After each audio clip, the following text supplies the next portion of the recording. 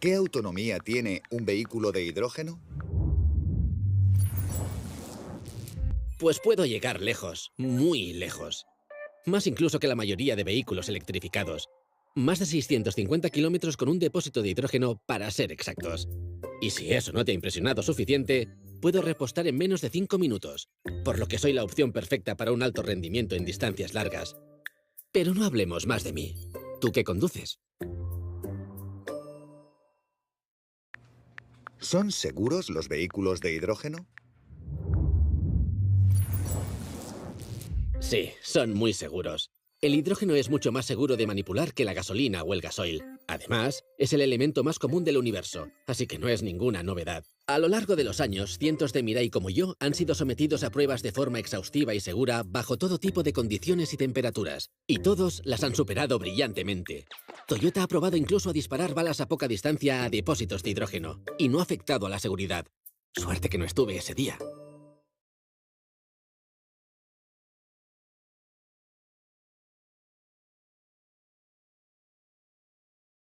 En Ecopetrol, estamos comprometidos con la descarbonización, que contribuye con la meta de cero emisiones netas de dióxido de carbono en el 2050. Una de las energías del futuro con la que afrontaremos el reto climático es el hidrógeno, un energético sostenible que se caracteriza por no producir emisiones de dióxido de carbono en el uso final. Se obtiene a través de varios procesos y su color se determina según el nivel de emisiones. El hidrógeno almacena energía en sí mismo y tiene alta capacidad de entregar energía respecto a otros combustibles. El hidrógeno gris se produce al dividir el gas natural en hidrógeno y en dióxido de carbono, utilizando vapor. El 90% de hidrógeno producido en el mundo es gris. El azul se consigue al capturar el dióxido de carbono del proceso de hidrógeno gris para evitar su liberación a la atmósfera. El verde se puede producir a través de biogás, residuos o electrólisis, siendo esta última ruta de producción la más conocida, en la que se divide la molécula de agua en hidrógeno y oxígeno por medio de electricidad proveniente de fuentes renovables. El hidrógeno blanco tiene un origen geológico natural en depósitos subterráneos que requiere extracción similar al gas natural. El hidrógeno azul, verde y blanco son los energéticos que permiten una transición hacia una economía cada vez más limpia. El hidrógeno se utiliza en la industria como materia prima y en refinerías, y hoy cumple un papel muy importante. Elimina impurezas de la gasolina y el diésel que usamos todos los días, mejorando la calidad del aire que respiramos. Gracias a los avances tecnológicos, los principales usos futuros estarán en movilidad terrestre, marítima, aérea, aplicaciones térmicas y almacenamiento de energía. Uno de los principales retos del hidrógeno es el transporte. Para distancias cortas, se envía en forma gaseosa o líquida y para exportaciones, como amoníaco o metanol. Con el hidrógeno, seguiremos entregando la energía que mueve a Colombia.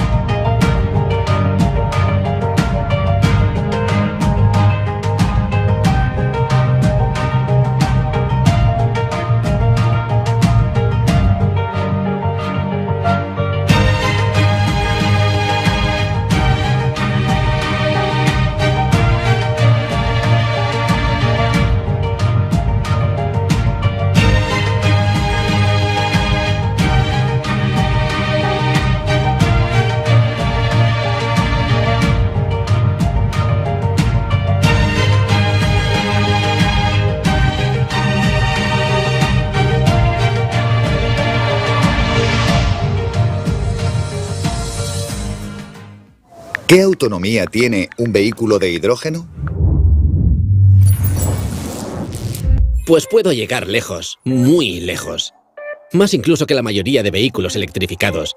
Más de 650 kilómetros con un depósito de hidrógeno, para ser exactos. Y si eso no te ha impresionado suficiente, puedo repostar en menos de 5 minutos, por lo que soy la opción perfecta para un alto rendimiento en distancias largas. Pero no hablemos más de mí. ¿Tú qué conduces? ¿Son seguros los vehículos de hidrógeno? Sí, son muy seguros. El hidrógeno es mucho más seguro de manipular que la gasolina o el gasoil. Además, es el elemento más común del universo, así que no es ninguna novedad. A lo largo de los años, cientos de Mirai como yo han sido sometidos a pruebas de forma exhaustiva y segura bajo todo tipo de condiciones y temperaturas, y todos las han superado brillantemente. Toyota ha probado incluso a disparar balas a poca distancia a depósitos de hidrógeno, y no ha afectado a la seguridad. Suerte que no estuve ese día.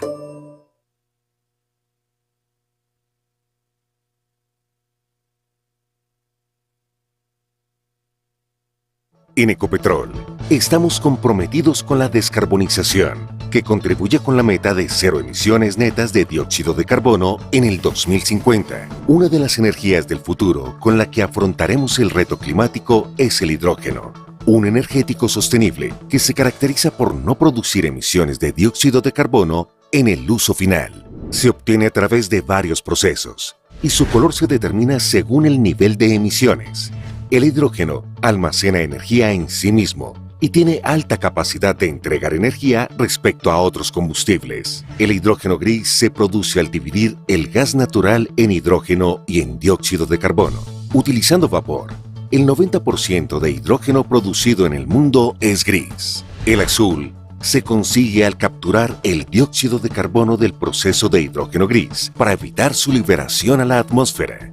El verde se puede producir a través de biogás, residuos o electrólisis, siendo esta última ruta de producción la más conocida, en la que se divide la molécula de agua en hidrógeno y oxígeno por medio de electricidad proveniente de fuentes renovables. El hidrógeno blanco tiene un origen geológico natural en depósitos subterráneos que requiere extracción similar al gas natural.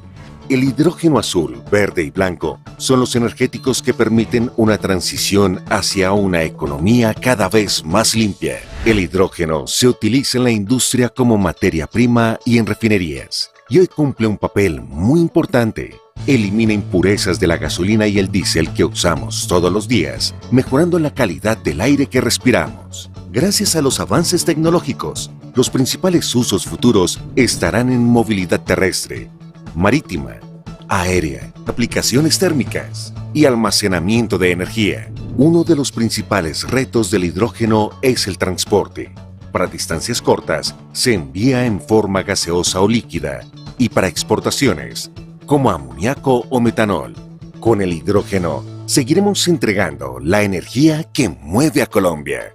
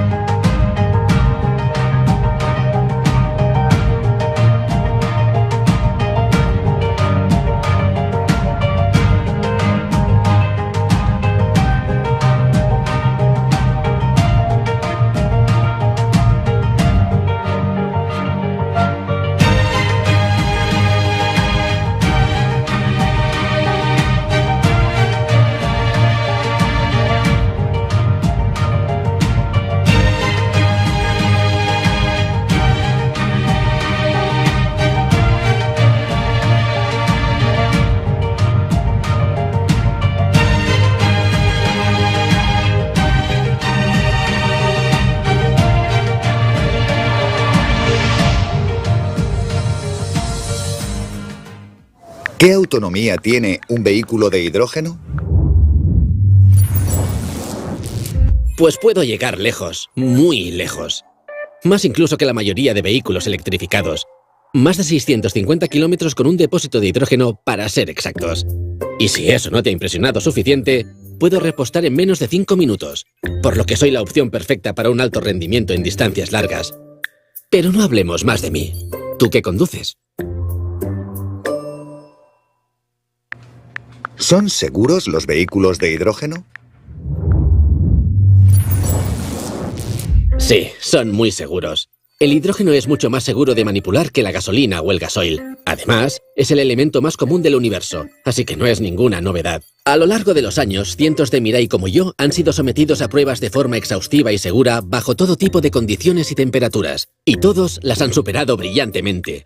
Toyota ha probado incluso a disparar balas a poca distancia a depósitos de hidrógeno, y no ha afectado a la seguridad. Suerte que no estuve ese día.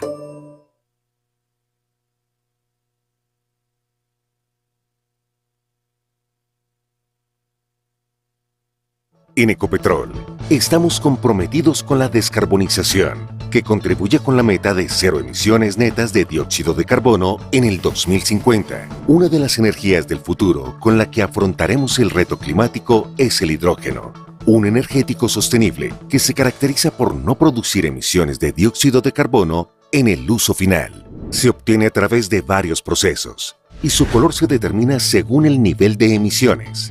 El hidrógeno almacena energía en sí mismo y tiene alta capacidad de entregar energía respecto a otros combustibles. El hidrógeno gris se produce al dividir el gas natural en hidrógeno y en dióxido de carbono, utilizando vapor. El 90% de hidrógeno producido en el mundo es gris. El azul se consigue al capturar el dióxido de carbono del proceso de hidrógeno gris para evitar su liberación a la atmósfera. El verde se puede producir a través de biogás, residuos o electrólisis, siendo esta última ruta de producción la más conocida, en la que se divide la molécula de agua en hidrógeno y oxígeno por medio de electricidad proveniente de fuentes renovables. El hidrógeno blanco tiene un origen geológico natural en depósitos subterráneos que requiere extracción similar al gas natural. El hidrógeno azul, verde y blanco son los energéticos que permiten una transición hacia una economía cada vez más limpia. El hidrógeno se utiliza en la industria como materia prima y en refinerías, y hoy cumple un papel muy importante. Elimina impurezas de la gasolina y el diésel que usamos todos los días, mejorando la calidad del aire que respiramos. Gracias a los avances tecnológicos, los principales usos futuros estarán en movilidad terrestre, marítima, aérea, aplicaciones térmicas y almacenamiento de energía. Uno de los principales retos del hidrógeno es el transporte. Para distancias cortas, se envía en forma gaseosa o líquida y para exportaciones, como amoníaco o metanol. Con el hidrógeno, seguiremos entregando la energía que mueve a Colombia.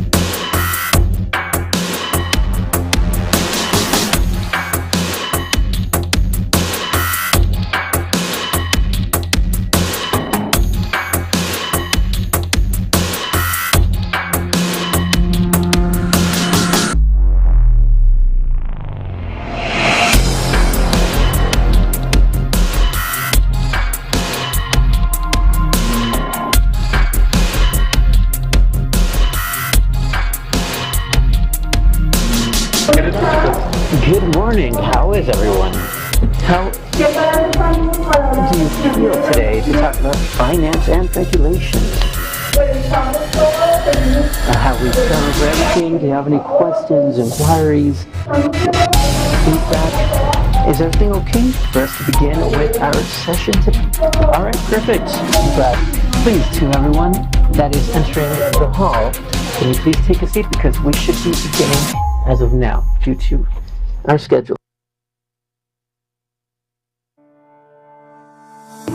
All right, thank you very much to all for being here. You all know that hydrogen has a lot of different areas. Two very important ones that we want to mention are the financial and regulation ones. They are vital. Hydrogen is not just a technical aspect, no. Amongst all the different axes, these two are fundamental, and that is why this hall and session was made, so that we can learn based on international experience, different companies and countries that are more ahead and that already have led a path for us. The idea is that we can continue to advance quicker than before, and that's why we have scheduled for this meeting. Here we will, throughout the morning, we will have three different panelists. The first one, which is regarding regulation. The second one, which is economy and projects. And the third one, which is financing. We will commence with our first panel. Our first panel is hydrogen and public policies. How can we make sure that regulations can be efficient so that hydrogen can be impulsed? Basically, that's what we're going to be looking at during this panel. The moderator of the panel, I think many of you know him, is our manager of regulation strategies at Ecopetrol, Carlos Erazo, civil engineer with a specialization in economy from Universidad de los Andes and a master's degree in economy from the University of New York, or NYU. He has a lot of university. I'm going to be honest. I arrived this morning and I said, "Hey, Carlos, how are you? How's everything? I'm going to introduce you. I'm going to say you're a lawyer." No. He's a civil engineer. Please don't get it mixed. He's been working over 16 years with the federal government, and to highlight, he was the Vice Minister of Energy for over 2 years. In addition, he was the Executive Director of Regulation for Energy and Gas. That's why he's a know-it-all. And he shall be the moderator of this panel. This panel shall be virtual as well. So, I will pass the floor to Carlos.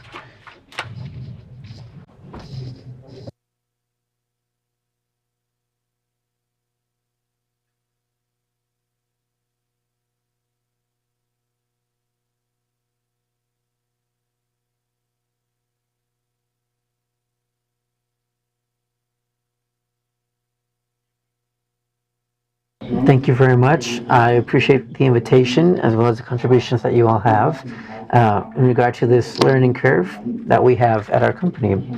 These people are all going to be with us today, and I want to present Africa Castro first. She's an industrial engineer. She has a master's degree in renewable energies. She's been working over 25 years in areas regarding renewable energy, and these last 25 years, of these, 20 of them have been dedicated to hydrogen and fuel. She's currently coordinator of hydrogen work, electron groups, as well as coordinator of the different work groups for the use of transportation on the Spaniard hydrogen platform. And it's also worth noting that she's responsible for different business developments at H2B2. Thank you very much, Africa. I believe Pablo is next on the presentation, Pablo Tello. Pablo is an industrial engineer, and he has worked for over 11 years in different renewable energy projects in affairs regarding innovation and efficiency, and he has contributed with the use and growth of solar energy. In Chile, he works at the GIZ of Chile, and he supports the development of hydrogen ecosystems for different uses for green hydrogen as well as synthetic fossil fuels. And he has also been working with the Latin American region throughout the use of the H2 LAC platform. Pablo, welcome. Finally, I want to introduce you to Gusto Quintan. Gusto is an attorney. He has a master's degree in public policies and constitutional rights. He has been in different administrative positions at the Ministry of Justice, and he has fomented production as well as worked with different companies for energy. In the last couple of years, he has been executing his occupation as an attorney associated at Antable and Compañía. He's a student of the Faculty of Law from Universidad de Chile, and once again specialized with the use of hydrogen. Augusto, welcome, and once more, thank you very much for your invitation today and for contributing to our panels. You can see all of their CVs if you desire. And well, before we commence, I would like to have a brief introduction to contextualize what this panel shall be about. And for this, I would like to actually recollect a lot of different elements that we've seen from different presentations. First of all, I would highlight that we have a global reality, and it's that we have established some goals so that we can control gas production, especially during the greenhouse effect. And we want the greenhouse effect to reduce, as well as we want to look at the reduction of fossil fuels, and that we can instead focus on the consumption of new forms of energy. And so hydrogen, it has the potential of greatly contributing to this purpose in order to lower the different emissions that are difficult to make use of or to combat against with emissions. Something that is relevant in this discussion is cost of implementing these new technologies, as well as the production of hydrogen and access to it. We have to confront a certain reality, and it's that having access to hydrogen is expensive. And this truly would require and means that there are some difficulties when it comes to accessing in a quick and efficient manner so that we can actually get it. Colombia is a country that produces crude gas and refines the crude to then export it as natural gas. And this hydrocarbon industry has a very important impact in its economy in the regard that, well, if we were to reduce crude, then it would also be known and predictable that there would be an economic impact as well. And this is a reality that is seen in other countries. For example, just as hydrogen can contribute to the reduction of gases and the greenhouse effect, it can also replace, slow but steadily, all these different incomes for the economy in the nation. And so, with this context, I would like to talk about the role that we have, the means of different tools and instruments based on public policies and in regard to regulations, to look at the intervention and promotion of consumption and production of hydrogen. In the case of Colombia, we were looking at the support from the Minister of Energy, Monica Gasca. She has three very big and important projects. The first project, or the first stage, involves that we want to look at that replacement, to look at, for example, gray hydrogen, which we are producing. And if we want to move it to a more blue hydrogen. The second stage is to start to actually control the demand of other sectors throughout the industry. And little by little, we can continue to tend to the demands that we have in regard to transportation. And finally, our long-term plan or stage is that we want to imagine green hydrogen that can be competitive in the face of fossil fuels by having a greater reach in the demand of different sectors, not just for the industry and transportation, but also looking at how we can treat different countries that we export to. And when it comes to working on these three stages, we are working and currently designing or want to design 4 great interventions and axes. First of all, looking at regulations on a legal level, how we can, through means of norms and regulation, we can actually enable these stages. Second of all, we want to look at our market stages as well. As I stated, these are elements that we want to make use in order to increase the demand of hydrogen and its production. The third key element is to look at the development of infrastructure, how we from the very beginning can work on the infrastructure. And fourth of all, looking at the technological development on an industrial level. And this is something that I state more as a framework for the discussion. And I would also like to, well, begin this discussion with you three. Once again, I want to focus and have a short segment about how we can imagine this in your countries, Africa, in Spain, Augusto in Chile, and Juan Pablo as well. We want to look at your context, looking at your very specific context per country. So we'd like to begin with this question. This question is for all three of you. And I would request that, well, we begin with this question. If we focus on a long-term plan, and we think a little bit about the proposal that I stated, what are the limits that we must see or keep in mind? For example, in Spain, for you, Africa, how can we look at those long-term goals for hydrogen? How should we see the way that Spain sees it, for example? Once again, Augusto, I want to hear you as well. And I would request that, Pablo, you would close with your answer to that same question. All right, Carlos, perfect. If I'm understanding, the objective is that we would provide a certain of different items that we have.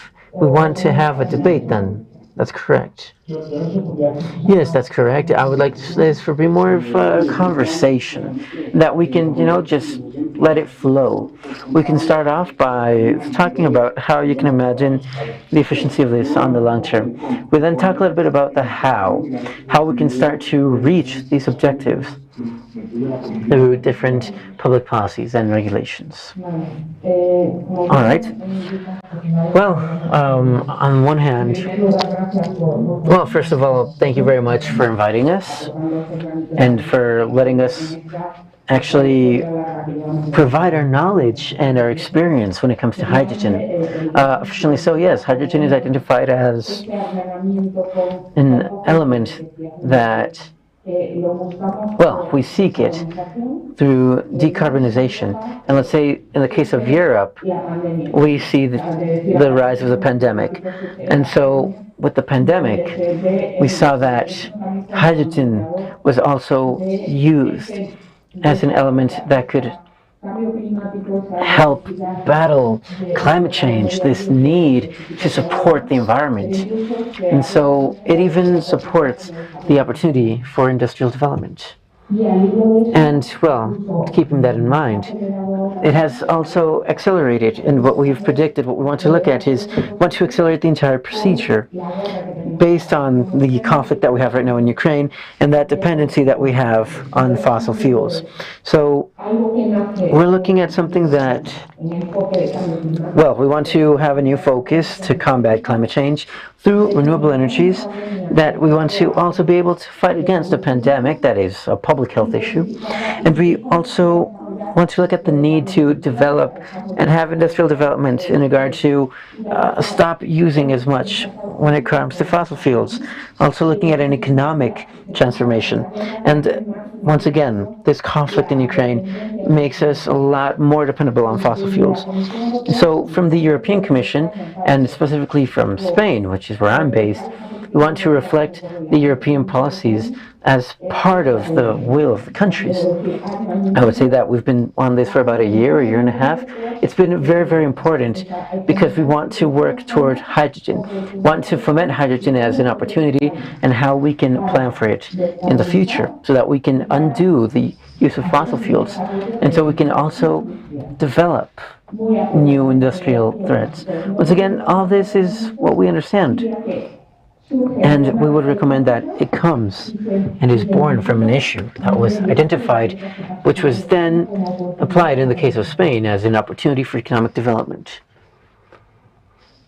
All right, perfect. Thank you very, very much. Perfect. Augusto, if you could please share a little bit about how this has been in Chile. How is this planning going on in Chile?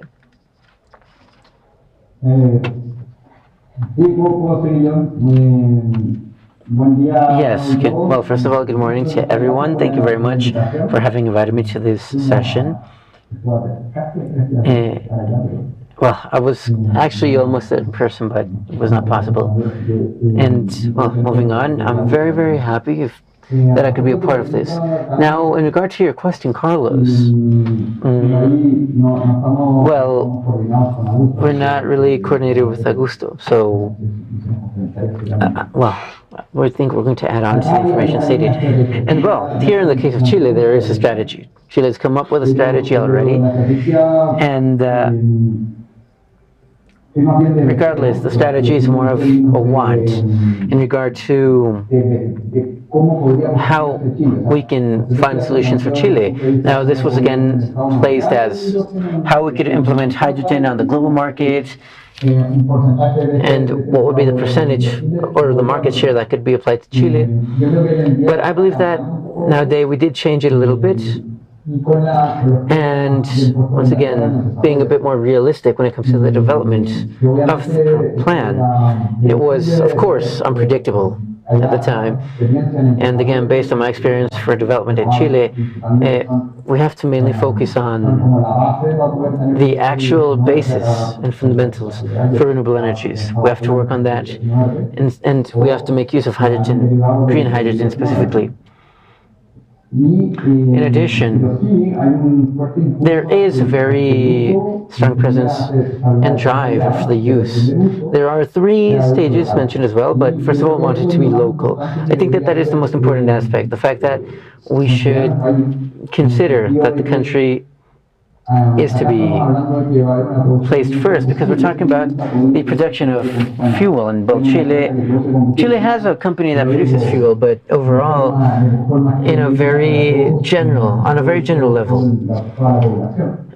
it's not really seen. And there is an opportunity here. The idea is that we can be independent from fossil fuel production, and that we can actually produce these energies ourselves. This is a critical point for us, something that Chile must make the best use of when we look at this huge possibility.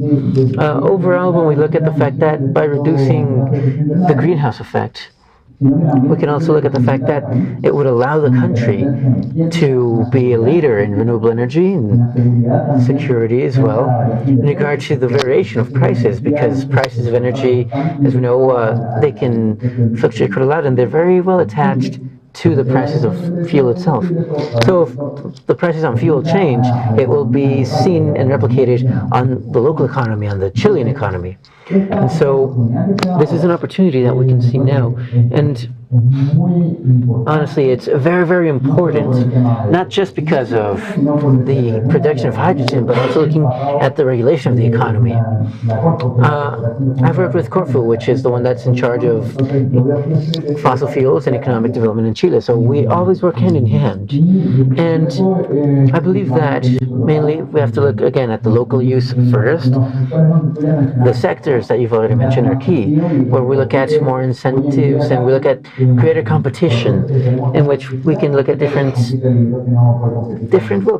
partners that compete toward diesel or petrol.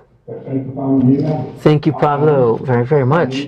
Augusto, also from Chile, right? But as Pablo stated, you would provide a lot more detail from another sector. So what other things can you see on a long-term plan that the Chilean government has observed as an opportunity for hydrogen? Yes, well, first of all, good morning to everyone. Adding on to what has been previously stated, I would add on a couple of items. For example, first of all, yes, there have been 2 transitions detected. We're talking about 2 transitions, the first one being the transformation for clean energy, renewable energy. And the second one is to work toward the autonomy of energy in other countries. I think that these 2 elements are key for the case of Chile. And it's an idea that is very present And that started back in 2008 when Argentina implemented these policies amongst its gas policies.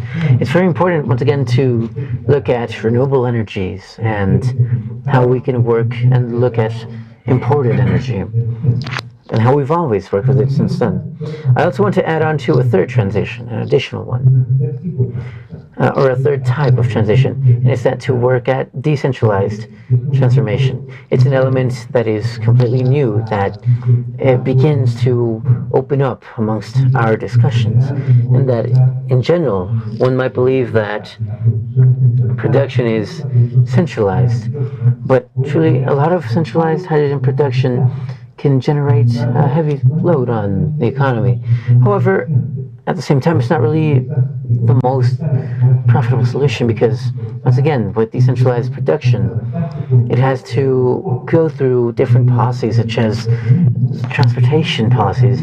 And once again, this can affect the actual current transportation of energy transportation. In the case of hydrogen, it'd have to go to certain centers or power plants. And so transportation is something that has to be looked at and that may be seen as an attractive item to be looking at what is more efficient, if hydrogen is centralized or decentralized. A country that is long, such as Chile, efficiently so has certain transportation problems, and it's something that I want to add on. Again, these are three transitions.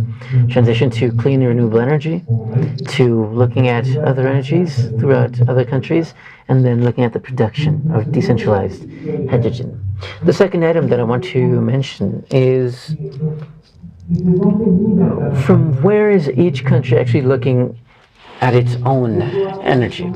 And this makes it take certain functions, certain options in regard to production. It's not the same to look at a country, for example, such as Uruguay or Costa Rica, that depend 100% on power plant production and that have renewable energy. Then we look at countries such as Colombia and Chile that have around 50, 60%, all the way up to 70% of renewable energy. As such, there is a huge difference amongst us, and it's a lot more complex to look at this transformation. There are important steps being taken, and we have taken part once again at these different different carbon emission plans. But I would also add on to that another element that is key to consider, especially when we look at hydrogen. Now, Latin American countries, we consider ourselves to be countries that import and implement its technological development all throughout the region. There are countries that, for example, Germany, that look at hydrogen as at the point of view of how we can generate technological innovation throughout the transition. But meanwhile, other countries might not do this as such, and they might instead apply or make use of imported technologies. This is a very important topic to keep in mind because it's not the same to be a country that is looking at the front of technological innovation and development, such as Germany, compared to others that are a couple of steps ahead. Excuse me, a couple of steps behind. We're a couple of steps behind when it comes to transformation, and this also, in a certain way, implies that we should not pretend that we are pretty much the leaders of this area. Instead, we have to look at how we can accompany the procedure in the face of other countries. Of course, it's not impossible to have their economies the same as ours. Now, to have the same levels of investment for innovation and technology, countries such as Germany, such as even Spain, actually, which has had significant improvement, and other nations. I think that this is a factor that we have to look at. We have to look at how we can import technology, and once here, how we can make them actually be useful and relevant for the transformation of energies, for hydrogen. This does have to happen, and it has to be based on innovative technology, not just to look at cost of the technology, but also looking at the cost and efficiency of all these different items. It's not the same for us to have a decentralized economy with over 60% of production when we look at another country that actually is up to 80%. So I believe that this technological factor is important when we look at how we can work toward these new renewable energies. Perfect, Augusto. I would also add on, and without wanting to reduce what you've stated, I would also like to add on a lot of common factors. For example, there's a very strong interest in regard to the decarbonization process. Second of all, looking at energy security, as you've stated, how we can work with this aspect. And Pablo, you mentioned it specifically. And third of all, Augusto, who spoke about the importance of hydrogen in a development plane, but also looking at it as a technological development plane as well, looking further beyond than what we've been looking at before, and looking at the importance and key of exchanging different resources that each country provides for regulation. We'll talk a little bit about how we can do that. Paulo, you mentioned that in the Chilean context, we talked about 3 different steps. Right, if I understood correctly, and based on the language that you used, I would believe that this has 3 different stages that the government is assessed as well when it comes to the implementation of hydrogen in Chile. I would like to ask you, Pablo, if you could share a little bit more about how are you imagining these steps actually working toward it in the Chilean context? And afterward, I would like to make the same question to Africa for the context in Spain. Right, thank you, Carlos. As you were saying, the discussion of the strategy, the first thing that was discussed was exports. Chile has something that we say that is Chile a food power, potencia alimentaria. So what that is to convey our agricultural exports capacity. But in the different working tables and during the strategy,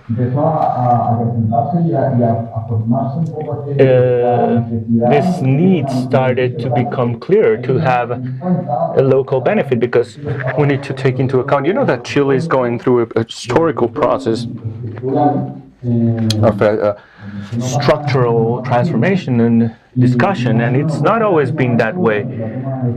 So public policy making cannot be extraneous to the situation of the country and with respect to the different types of industries. Our history is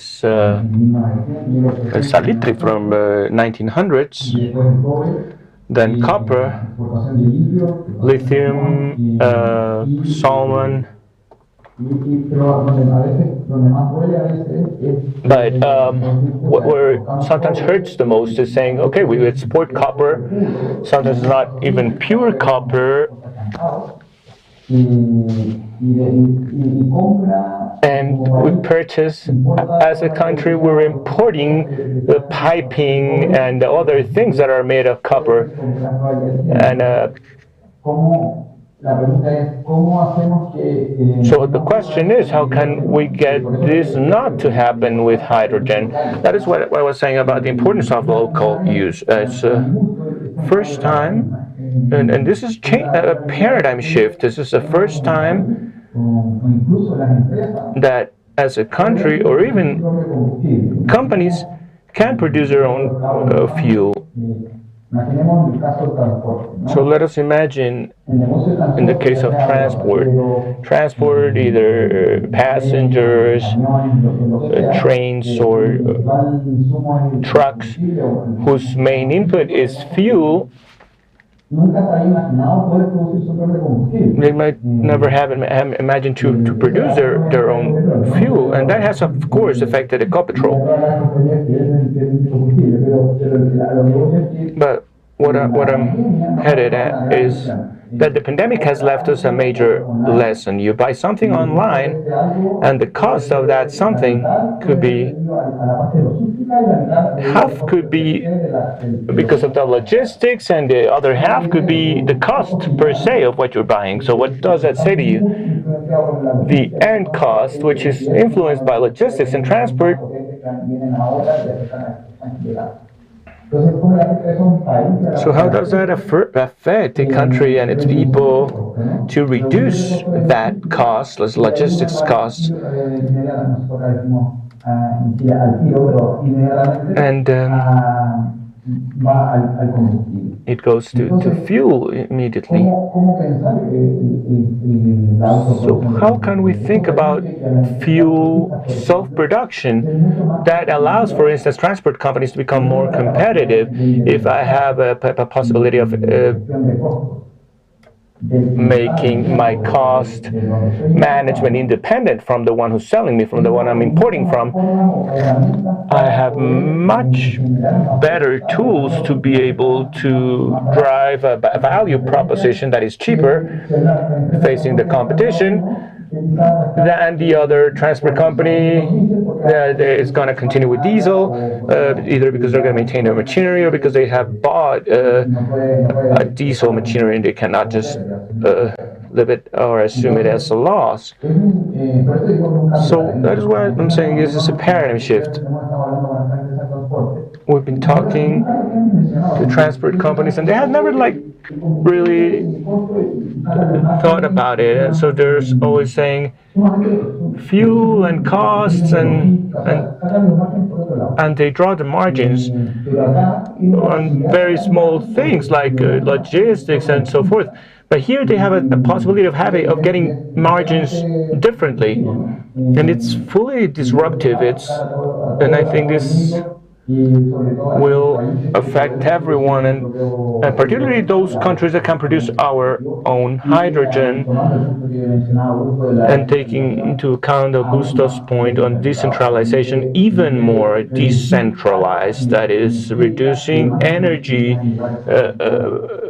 demands in places that are quite consuming, and this kind of lowers the pressure on the energy system as a whole. That's something I would like to mention. Great. Africa, can you tell us how in Spain, through the public policy making, how are you working on this stage development of the hydrogen market? As we were saying, the case of Spain is a reflection of what is going on in other countries. So in Europe, a European strategy of renewable hydrogen establishes these waves or these stages. In Europe and in Spain, the idea is to have emission neutrality by 2050, and a shorter term objective would be 2030 as very aggressive objectives of developing technology to achieve the different indicators that allow us to say, okay, so we're having this, we're being competitive and we're getting the benefits, because of course it's clear that we need to get, if we want to get cost, we're going to get efficiency, but we also want to lengthen the life cycle of the equipment. So there are many criteria that together should speak to us about technology. So that horizon is set for 2030 with a sort of interludium at 2025, and thus we can see how fast are we achieving our 2030 objectives, and 2050 as the decarbonized market that we would like to achieve. And talking specifically about Spain, this roadmap kind of says where to begin, and the major markets, perhaps industrial market, transport, power or energy sector, and housing. Housing would be perhaps the one that would be more separate because it needs technology to be more ripe to be able to develop that, or thus we have identified in Spain. But firstly, what appears is industrial use. Because of that idea saying we don't need to develop infrastructure, that market already exists. So we need to see how we can go about it in a sort of transitory manner. So the refining industry and the chemical industry need very competitive costs, and they also require important demand. So the industrial market, with these first pilots, the idea is to start replacing this hydrogen. That's the first stage that has been identified both in Europe and in Spain. The transport sector,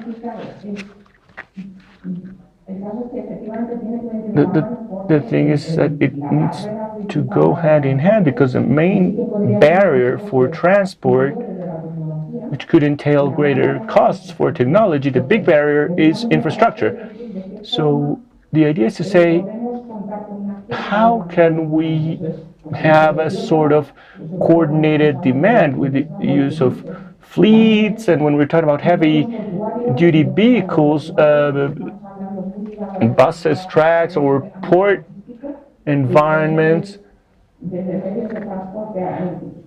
and I'm sorry, we have two audios in the. So it's road transport, railway transport, and even maritime. To start having maritime transport, and this requires different dynamics. And what Spain has also estimated, that by the end of the decade, 2030, we should start having the first projects for massive energy storage. Because it is true that we're aiming for green hydrogen and low emission hydrogen. Spain's case is a clear aim for renewable hydrogen. This renewable resource, which Spain can use, and just as Colombia or Chile, I mean, we can think of becoming an exporters of renewable hydrogen. So by 2030, we hope we'll have the first energy storage projects, so they're underground and so forth.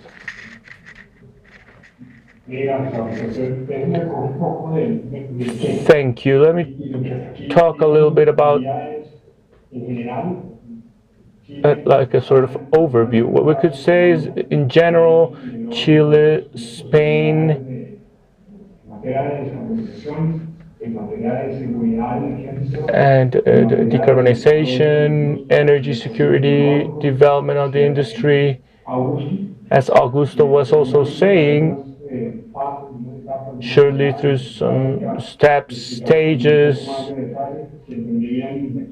Africa was explaining in a little bit more detail. From here to 2024, there will be a substitution of the demand that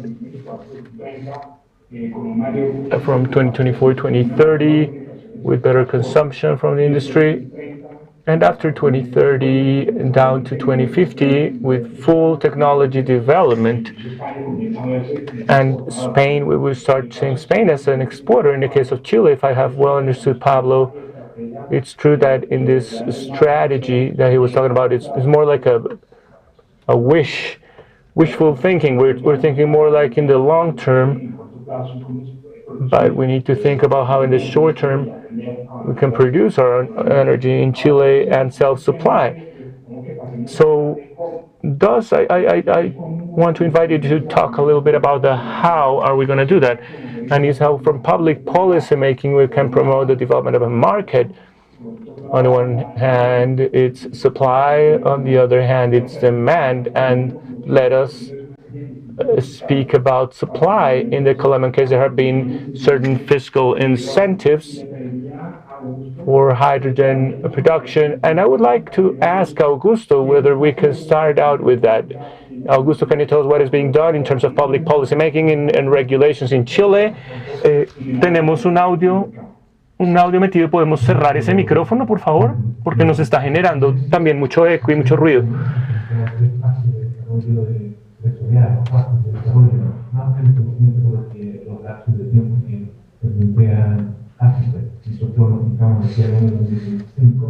El desarrollo de ciertos primeros desarrollos.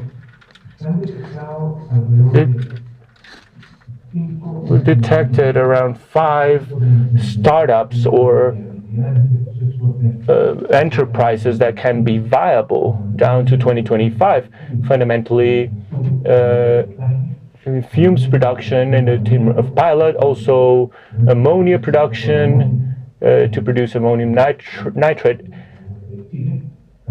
north of Chile, also hydrogen for mining and mining quarries, and it's also been proposed for buses and heavy-duty trucks.